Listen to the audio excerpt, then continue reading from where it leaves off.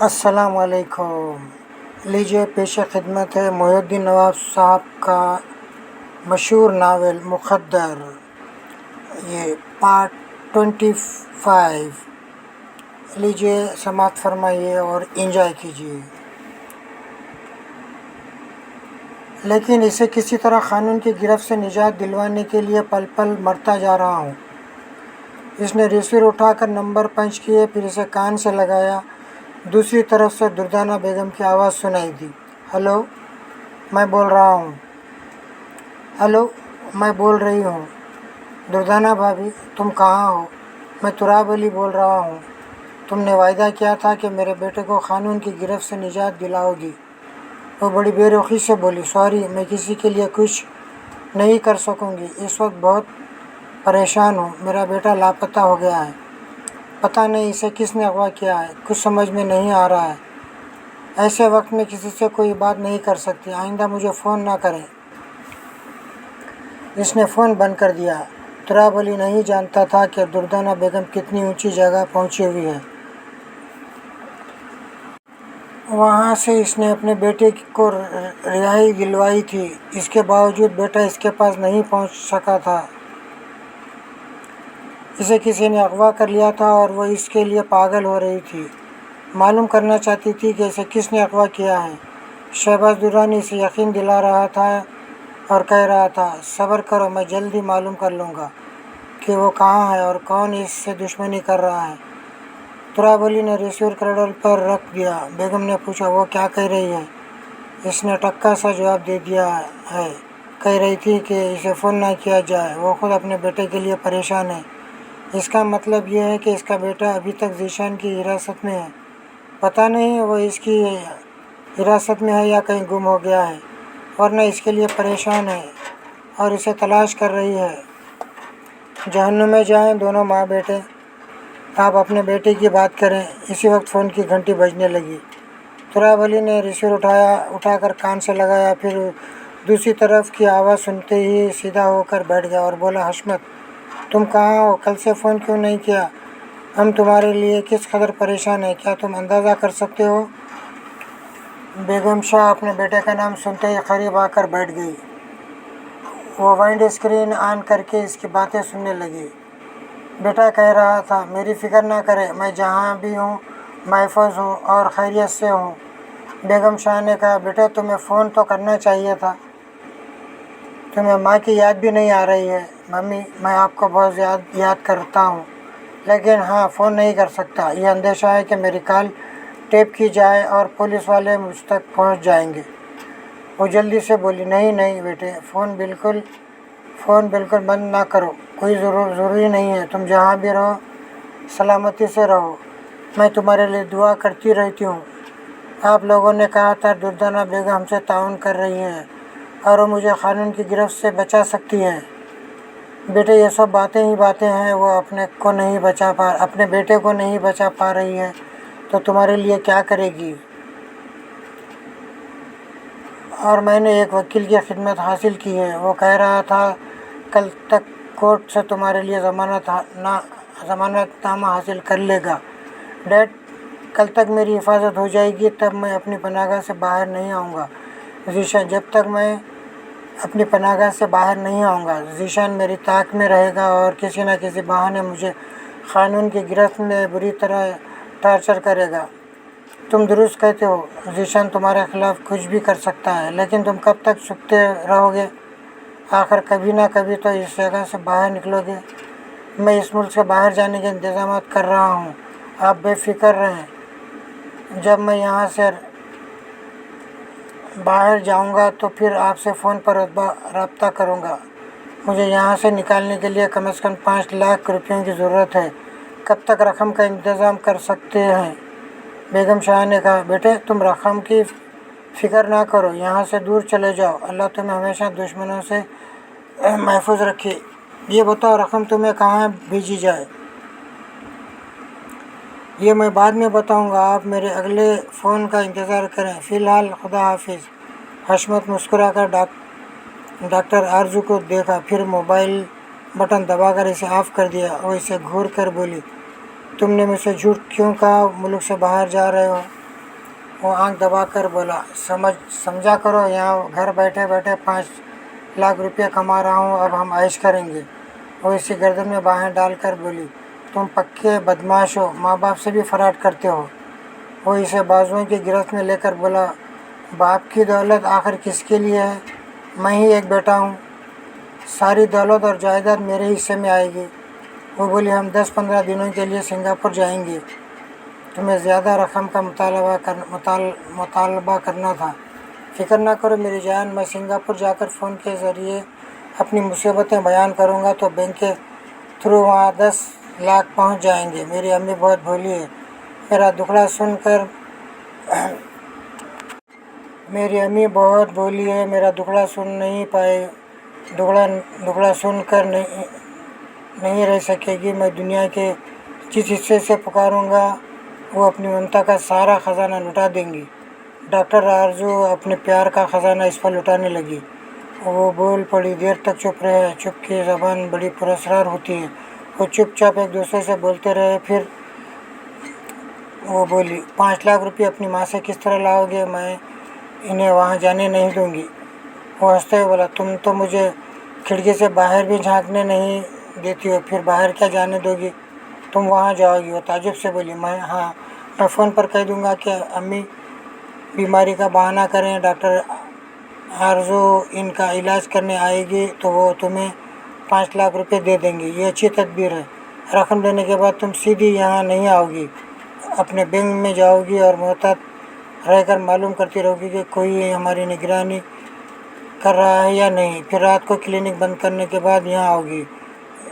झूठ और फराड के मामलात में तुम्हारा दिमाग खूब काम करता है, तुम्हारे दिमाग को भी काम करना चाहिए। मैंने कहा था कि ऐनी से इंतकाम लिए बगैर मुझे सुकून नहीं मिलेगा। मैं भी सोच रहा हूँ और तुम भी कोई तदबीर सोचो कि आसानी से इंतकाम ले सकूँ और ऐसे वक्त मुझे कोई देख ना सके। तुमने कहा था इसे जान से नहीं मारना चाहते, लेकिन इसे अपाहिज बना देना चाहते हो, बदसूरत बना देना चाहते हो। हाँ, मैं यही चाहता हूँ। इसे अपाहिज बनाने के लिए इस पर हमला करना होगा।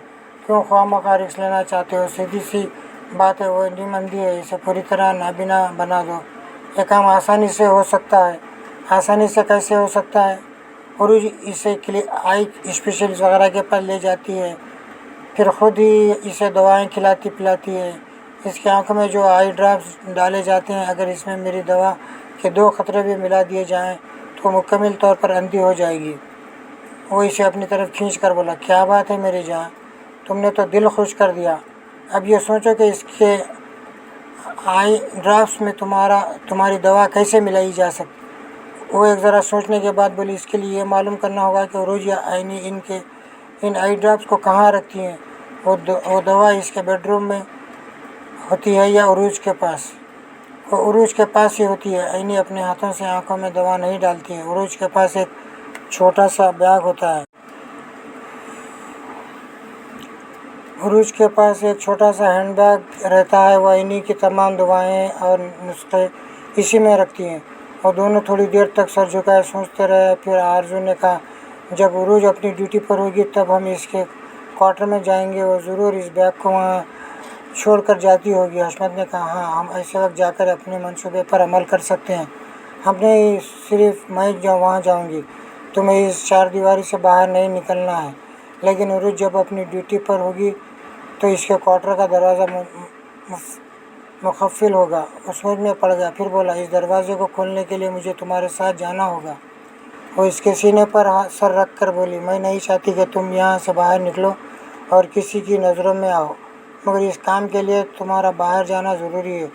वो इसके बालों में उंगलियाँ फेरते हुए बोला, पहले ये मालूम करना होगा कि उरूज की ड्यूटी कब से कब तक होती है। आरजू वहाँ से उठकर टेलीफोन के पास आई। फिर रिसीवर उठाकर नंबर पंच करने लगी। राब्ता होने पर अस्पताल की इंक्वायरी से पूछा गया, हेलो, फरमाइए, मैं लेडी डॉक्टर उरूज अली शाह से मिलना चाहती हूँ। इनके ड्यूटी आवर्स क्या हैं? आज इनकी नाइट ड्यूटी है। वो रात 9 बजे के बाद अस्पताल में मिल सकती हैं। बहुत बहुत शुक्रिया। इसने रिसीवर रख कर حشمت کو دیکھا، پھر معنی خیز انداز میں مسکراتے ہوئے کہا آج اس کی نائٹ ڈیوٹی ہے۔ وہ خوش ہو کر بولا واہ نائٹ ڈیوٹی، یعنی آج رات کی تاریکی عینی کی آنکھوں کو مکمل طور پر تاریک کرنے کا سنگ میل ثابت ہوگی۔ اسما نے دروازے پر دستک دی۔ عروج نے دروازہ کھولا۔ اس نے اندر آ کر کہا تم دونوں سہیلیاں کل رات سے کمرے میں بند ہو، گھر والوں سے بھی ملانا چاہیے، اور عینی تم تو بڑی بے مروت ہو، کل پاشا کو رہائی دلوانے کے لیے مجھے پکڑ کر کمرے میں لے گئی تھی، مجھ سے سفارش کروا رہی تھی اگر میں تمہاری حمایت نہ کرتی تو کیا تمہارے بھائی جان پاشا کو رہا کر دیتے؟ وہ مسکرا کر بولی بھابھی جان آپ نے واقعی میری حمایت کی تھی، آپ کی شکایت بجا ہے، مگر خود ہی دیکھیں اس کے بعد بات کرنے کا موقع ہی کب ملا، میں تو زخمی ہو گئی تھی اور نیند کے انجیکشن کی وجہ سے سو گئی تھی۔ وہ اس کے قریب آ کر بولی ہاں، اور جب نیند سے اٹھی تو پھر عروج کی طرف دوڑنے لگی تھی، یہ یہاں آ گئی تو اپنی بھابھی جان کو بالکل ہی بھول گئی۔ عروج نے ہنستے ہوئے کہا آپ ٹھیک کہہ رہے ہیں، یہ واقعی بے مروت ہے، آپ ایسا کریں کہ پاشا جانی کو ایک بار پھر گرفتار کرا دیں، پھر دیکھیں یہ آپ سے کس طرح چپک کر رہے گی۔ اسما نے عینی کے برابر بیٹھتے ہوئے عروج سے کہا تم ٹھیک کہتی ہو، مجھے ایسا ہی کرنا ہوگا، اسے ایسی ہتھکڑیاں پہنا دوں گی کہ اس ہتھکڑی کا دوسرا حصہ ہماری بنوں کی کلائی میں ہوگا۔ وہ تینوں ہنسنے لگی۔ پھر عینی نے اسما سے کہا بھابھی جان خاصمہ سے کہہ دیجئے کہ وہ رات کا کھانا ذرا اسپیشل بنائے۔ اس نے پوچھا کیوں، کیا کوئی مہمان آنے والا ہے؟ عروج نے کہا جی، شام کو پاشا آئے گا۔ اسما نے چہک کر کہا تبھی تو کھانے کا آرڈر دیا جا رہا ہے، میں ایک بھی سوچوں کھانے سے دور بھاگنے والی آج فرمائش کر رہی ہے، تم فکر نہ کرو، رات کے کھانے کا سارا اہتمام میں خود کراؤں گی۔ اس کی بات ختم ہوتے ہی ایک ملازمہ نے آ کر اسما سے کہا صاحب آ گئے ہیں۔ وہ حیرت سے بولی تاجو بھائی آج جلدی کیسے آ گئے؟ پھر وہ وہاں سے اٹھ کر چلتی ہوئی اپنے کمرے میں آئی۔ ذیشان نے مسکرا کر پوچھا عینی کے پاس تھی؟ وہ اس کے قریب آ کر اس کی گردن میں بائیں ڈالتے ہوئے بولی آپ نے کہا تھا عینی پاشا کو چاہتی ہے۔ آپ نے کہا تھا عینی پاشا کو چاہتی ہے لیکن پاشا کسی اور کو چاہتا ہے۔ ہاں یہی بات ہے۔ جی نہیں، ان دونوں کے درمیان تو اچھی خاصی انڈرسٹینڈنگ ہے۔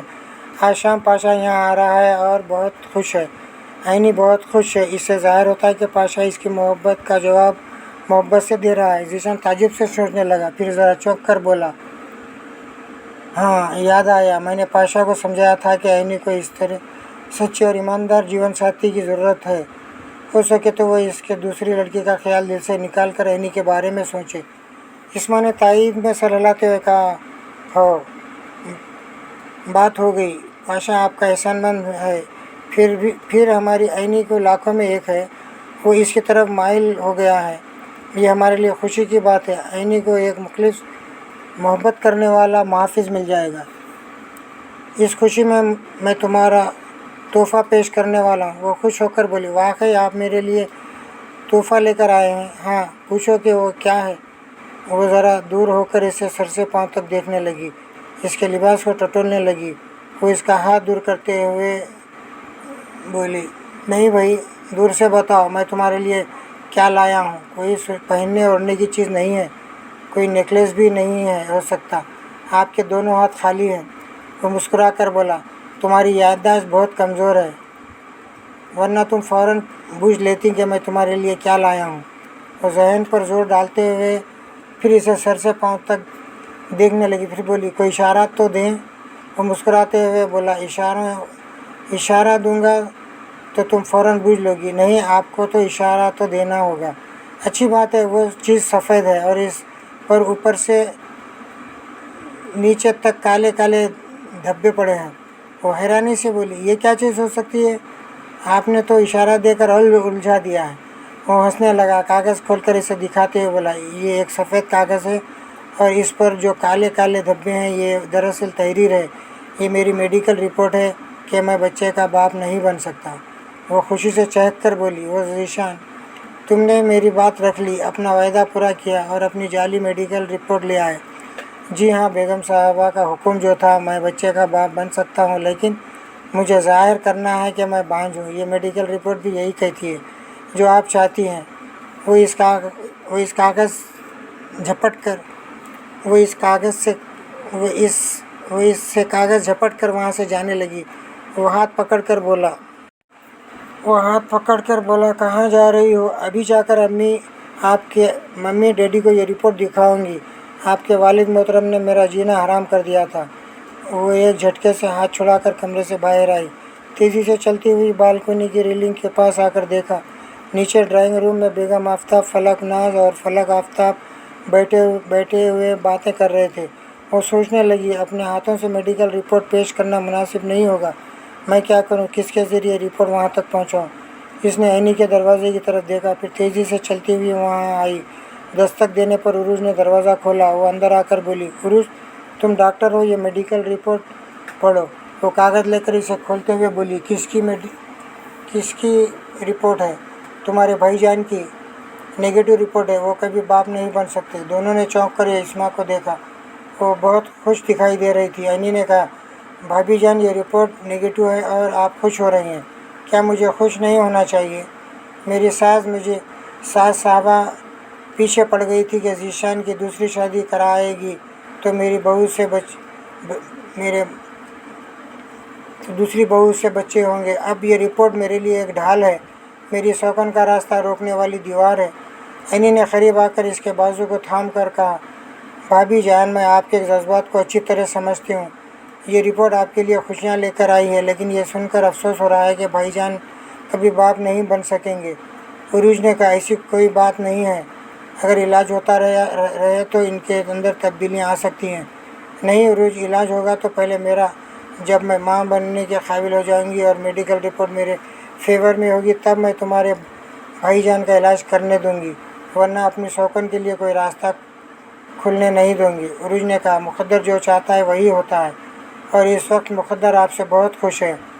एक काम करो उरूज, ये रिपोर्ट ले जाकर अभी मेरी सास साहबा को दो। वो सब नीचे बैठे हुए हैं। वो हिचकिचाते हुए बोली, आप ये काम मुझे दे रही हैं, जबकि ये आपके घर का मामला है और मैं बाहर वाली हूँ। ऐनी ने कहा, कौन कहता है कि तू बाहर वाली है? ये घर मेरा है तो तेरा भी है। मेरा जो कुछ है वो सब कुछ तेरे लिए है। चल मेरे साथ। और ये रिपोर्ट बड़ी अम्मी के सामने पढ़कर वो दोनों वहाँ से ड्राइंग रूम में आई। इन्हें सीढ़ियों से उतरता देखकर फलक आफ्ताब ने कहा, आओ बेटी।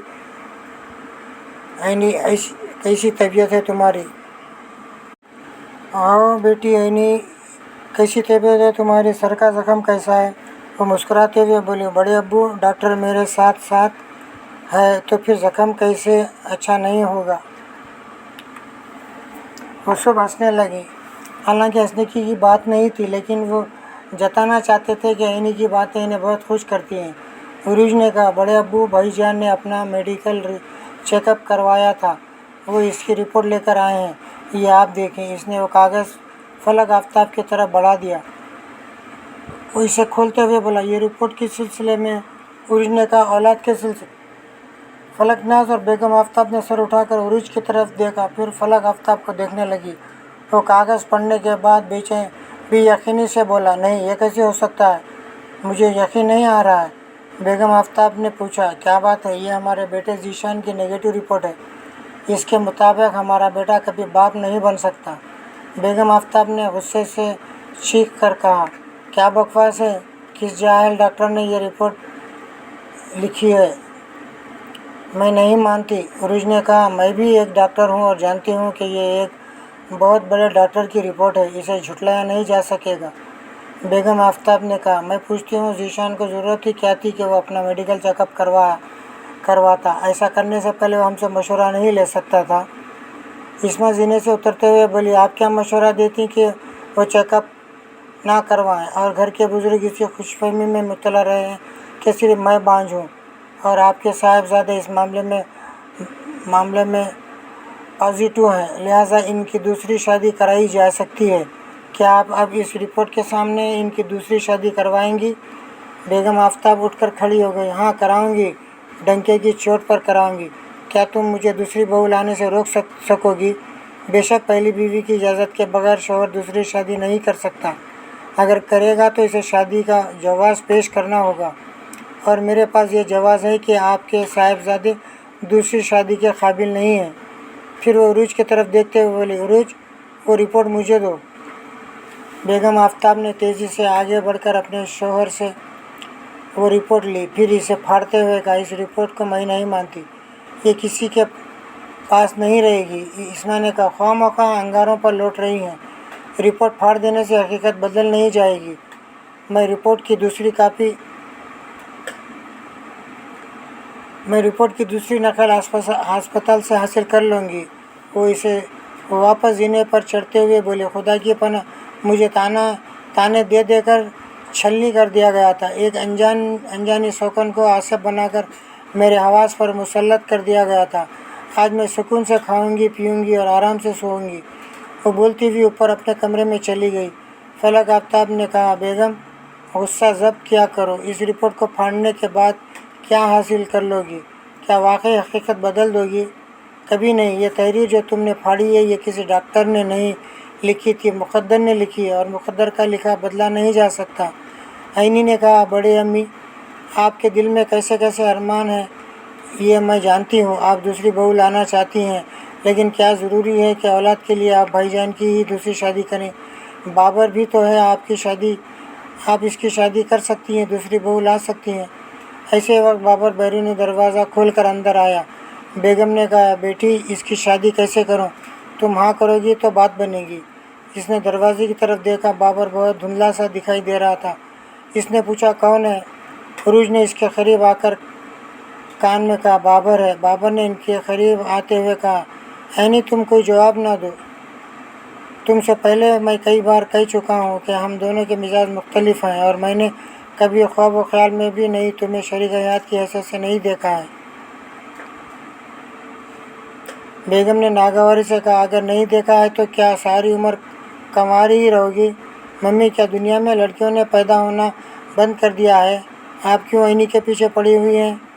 عینی نے کہا، آپ سب نے پاشا صاحب کو دیکھا ہے، وہ ابھی شام کو آئیں گے، آئندہ بھی وہ یہاں اپنوں کی طرح آتے جاتے رہیں گے۔ میں آپ بزرگوں سے توقع کرتی ہوں کہ آپ سب انہیں محبت و عزت دیتے رہیں۔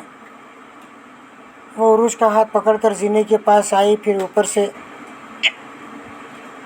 اپنے کمرے کی طرف جانے لگی۔ وہ سب اسے جاتے ہوئے دیکھتے رہے۔ بابر نے اپنی ماں سے کہا، سن لیا آپ لوگوں نے؟ اس نے کوئی بات کھل کر نہیں کی ہے، مگر بہت کچھ کہہ گئی ہے۔ ناز نے مسکرا کر کہا، ہاں میاں، عقل مند کے لیے تو اشارہ ہی کافی ہوتا ہے۔ آپ یہ بتائیں کہ آپ کے لیے عینی ضروری ہے یا اس کا ایک وارث؟ اگر آپ اپنے پوتے پوتیاں دیکھنا چاہتی ہیں تو بابر کی شادی کرا دیں، عینی سے توقع نہ رکھیں، ورنہ اس کے سائے کے پیچھے بھاگتی رہے گی۔ تم بھی تو اس کے پیچھے بھاگ رہی ہو، اپنے عدنان کے لیے خواہ مخواہ آس لگائے بیٹھی ہوئی ہو۔ میری بات الگ ہے، آپ کو میرے بھائی جان کی نسل آگے بڑھانی ہے، ذیشان سے نہ بڑھی تو بابر سے بڑھانی ہے۔ میرے ساتھ یہ مسئلہ نہیں ہے، مجھے اپنے محروم شوہر کی نسل بڑھانے کی اتنی زیادہ خواہش نہیں ہے، اس لیے میں آرام سے انتظار کر رہی ہوں۔ اگر آج مایوسی ہو رہی ہے تو اس کا مطلب یہ نہیں ہے کہ ہمیشہ مایوسی سے دن گزریں گے، کبھی ہمارا بھی مقدر چمکے گا۔ بابر نے کہا، ڈیڈ، ہم چچا محروم کی طرف دولت مند نہیں ہیں، اس کے باوجود ہمارا اپنا کاروبار صحیح چل رہا ہے، لاکھوں روپے کی آمدنی ہے، پھر بھی آپ اس گھر سے اور خاص طور پر عینی سے چپکے ہوئے ہو۔ بیٹے، مجھے لالچی نہ سمجھو، تمہارے محروم چچا نے مجھے عینی کا سرپرست بنایا ہے، میں اس گھر کی دیکھ بھال کرتا ہوں، یہاں کے اخراجات میرے ذمے ہیں۔ وکیل اخلاق احمد مجھے ماہانہ 1 لاکھ روپے دیتا ہے، تو اس کا مطلب یہ نہیں ہے کہ مجھے اس 1 لاکھ کا لالچ ہے۔ اس گھر میں 10 افراد ہیں، اندر اور باہر کے سیکورٹی گارڈ کو ملا کر 15 ملازم ہیں، ان سب کے اخراجات کتنے ہوں گے یہ سب اندازہ کر سکتے ہیں۔ پھر عینی کس طرح شاہانہ زندگی گزارتی ہے یہ سب دیکھ رہے ہیں۔ وہ مجھے 1 لاکھ روپے ماہانہ دے جاتے ہیں، اس میں سے 1 پیسہ بھی میرے پاس نہیں بچتا ہے۔ میں تو وکیل اخلاق احمد سے کہنے والا ہوں کہ مجھے ایسی ذمہ داریوں سے نجات دیں، یہ 1 لاکھ اپنے پاس رکھ کر اس گھر کے अखराजात पूरा क्या करें। फलक नाज ने कहा, भाईजान आप वकील साहब से ऐसा क्यों कहेंगे। साफ तौर से कह दें कि आप यहाँ की जिम्मेदारियाँ संभालना नहीं चाहते। वो जिम्मेदारियाँ मुझे दे दें, मैं 1 लाख रुपए लेकर यहाँ के अखराजात पूरे करूँगी। फलक आफ्ताब ने घूमकर साफ तौर से कह दें कि आप यहाँ की जिम्मेदारियाँ संभालना नहीं चाहते, वो जिम्मेदारियाँ मुझे दे दें, मैं 1 लाख रुपये लेकर यहाँ अखराजात पूरा करूँगी। फलक आफ्ताब ने घूर कर बहन को देखा। बेगम आफ्ताब ने कहा, तुम तो हमेशा ऐसे ही मौक़ों की ताक में रहती हो, हमारा पीछा कभी नहीं छोड़ोगी। हम ऐनी की तरफ चलते हैं, हमारे पीछे चली आती हो। हम चाहते हैं कि वकील साहब 1 लाख में इजाफ़ा करें, मगर तुम चैलेंज करती हो कि इतनी रकम में अखराजात पूरे कर लोगी। जब मैं ऐसा कर सकती हूँ तो फिर ज़रूर करूँगी। इसमें चैलेंज करने की क्या बात है। जो काम भाईजान से नहीं हो सकता वो ना करें, जो काम मैं कर सकती हूँ इस काम के करने से आपको तकलीफ़ क्यों पहुँच रही है। मैं पूछती हूँ, तुम अपनी कोठी में जाकर क्यों नहीं रहती। और मैं भी यही सब पूछती हूँ। मेरे महरूम भाई ने सिर्फ मुझे कोठी और लाखों रुपए नहीं दिए हैं, भाईजान को भी दिए हैं। और फिर भाईजान का अपना अलग कारोबार है। आप लोग क्यों अपनी कोठी में जाकर नहीं रहते। इसलिए कि हमें आईनी का सरपरस्त मुकर्रर किया गया है और वो मेरी भतीजी है। मैं भी लहू के रिश्ते से इसकी सरपरस्त हूँ और रहूँगी। जब तक इसकी शादी नहीं होती मैं इसके सर पर साया बनकर रहूँगी। बाबा ने इन सबको बेजारी से देखा, फिर तेज़ी से चलता हुआ जीने पर चढ़ता हुआ अपने कमरे की तरफ जाने लगा। ऊपर पहुंचकर देखा तो इस्मा रेलिंग के पास खड़ी हुई थी। इसे देखकर मुस्कुरा रही थी। फिर बोली, इनके झगड़े कभी ख़त्म नहीं होंगे। इन झगड़ों का ये फ़ायदा है कि तुम्हारी मम्मी अपने बेटे के औलाद ना होने का गम भूल रही है। वो करीब आकर बोला, और आप बहुत खुश हो रही हैं। क्या मुझे खुश नहीं होना चाहिए। हाँ, आपके लिए बेहतर हुआ कि शौकन का रास्ता रुक गया है, लेकिन ये सोचकर अफसोस होता है कि भाईजान कभी बाप नहीं बन सकेंगे। मैं मुक़द्दर हूँ, मैं आप ही के साथ पैदा होता हूँ और आप ही के साथ मर जाता हूँ, क्योंकि मैं मुक़द्दर हूँ। इंसान के रोज़ और शब पर मुक़द्दर की आईनी गिरफ्त का दिलचस्प तमाशा जारी है। देखते रहिए, सुनते रहिए और एंजॉय कीजिए। मेरा नाम मुक़द्दर है। मैं जिस इंसान के साथ पैदा होता हूँ इसी के साथ मर जाता हूँ। मैं मुक़द्दर हूँ, मैं बाज़ीगर हूँ। ऐ लोगों, तुम्हारे साथ जन्म लेता हूँ, तुम्हारे साथ ही मर जाता हूँ। मैं मुक़द्दर हूँ, एक बाज़ीगर। लीजिए, मुक़द्दर नावल मोहिउद्दीन नवाब साहब का नावल जारी है। आप लोगों से गुजारिश है कि आप लोग भरपूर इंजॉय कीजिए। और यहाँ पर ये 25 एपिसोड पार्ट 25 एंड कर रहा हूँ। अल्लाह हाफिज़, खुश रहिए और इंजॉय करते रहिए। Thank you for watching my channel. ये एपिसोड मैं टेक्सास से अपलोड कर रहा हूँ। अल्लाह हाफिज़, फिर मिलेंगे इंशाल्लाह।